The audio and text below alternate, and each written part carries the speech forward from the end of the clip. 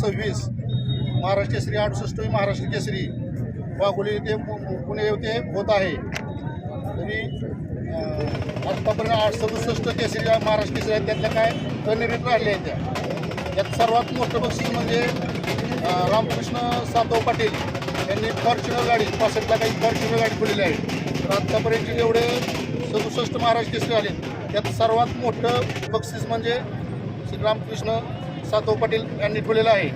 आणि सगळ्यांनी अख्खा महाराष्ट्रीय लोकांनी महाराष्ट्राशी लहान आता फॉर्च्युनर काय कोणाला राहते, जे लोक रोज 20-25 हजार कमवतात त्यांच्याकडे फॉर्च्युनर राहते. आता हे जे फॉर्च्युनर मिळणार आहे ते गोरगरिबाच्या मुलाला मिळणार आहे. एक पैलवानकी केलेला गोरगरीब मुलाला फॉर्च्युनर गाडी मिळणार आहे. त्याचं महत्त्व बघण्यासाठी अख्ख्या महाराष्ट्रीय लोकांनी वाघोली येथे हजर राहावं आणि महाराष्ट्र केसरी खिताबाला श्री संतनाथ केसरी कुस्ती मैदान वैराग तर्फे संस्थापक अध्यक्ष मी नंदकुमार पांढरमिशे शुभेच्छा देतो आणि इथं थांबतो. आणि त्यांची महाराष्ट्र केसरी व्यवस्थितरित्या पार पडावी. कुणालाही मुलाला गोरगरिबाची मुलं असतात, कुणालाही काय लागू नये भिवू नये ही संतनाथ महाराज चरणी माझी प्रार्थना.